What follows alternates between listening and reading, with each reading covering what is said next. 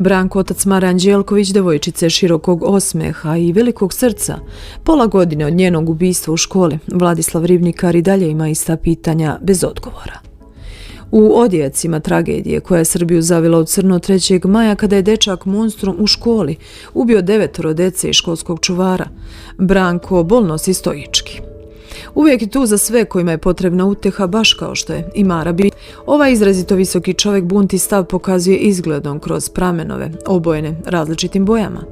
Empatičan je, ranjiv, ali ističe da mu nije potrebna masa ljudi iza njega da bi nešto rekao. Tog tragičnog 3. maja Branko ostao je bez srednjeg deteta u školi u kojemu u to vreme bio i sin, Marin mlađi brat, a do danas od te iste škole nije dobio nijedan odgovor na sva pitanja koja ga muče. Jedino što sam od svega dobio u pisanoj formi je umrlica moje ćerke.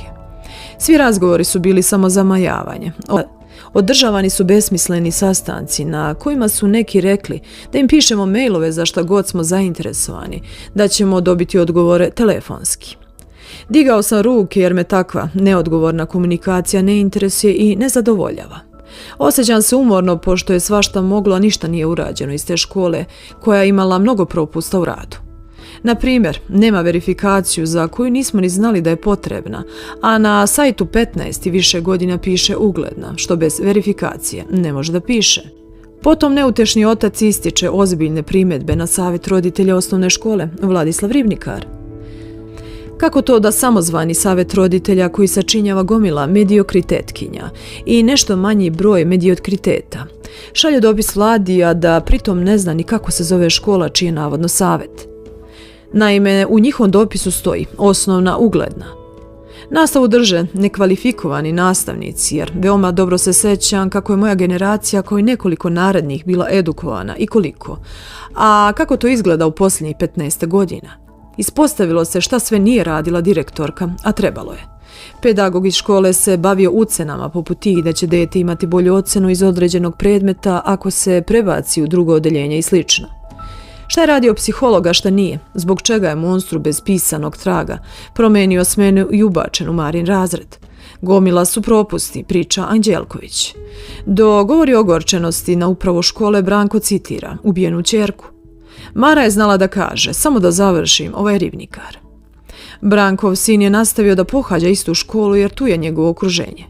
Bilo mi je teško da ga izmestim, da ostane bez drugara.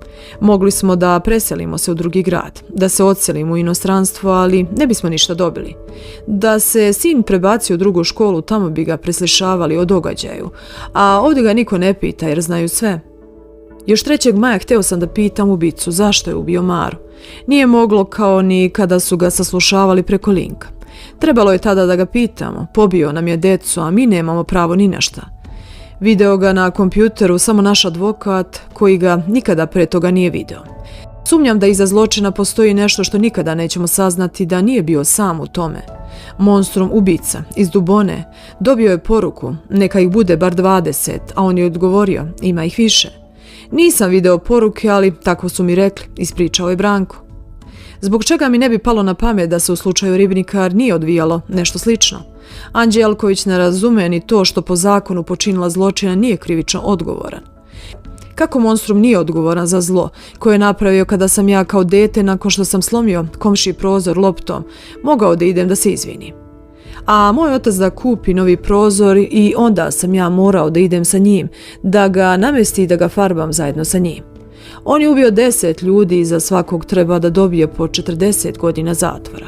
To je prosto matematikom 400 godina, pošto on nije odgovoran ko jeste. Na svoje pitanje Branko sam odgovara. Logično bi bilo da to budu roditelji, neka njegov otac i majka dobiju, na primjer, po 2. Na kraju Branko kaže da mu svakoga dana nedostaje Mara i sve ono što je ona bila. Ona i dalje postoji, ona i ja. Pričam sa njom stalno, gledam je na slici. Idem na groblje 2 puta nedeljno, a moja žena ide svaki dan i to joj znači. Znam da Mara podržava moje ponašanje. Nedostaje nam svima previše.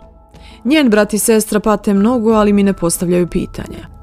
Jedino što me sin pita je ovo, šta ću svaki dan na tim glupim sastancima u vezi sa školom?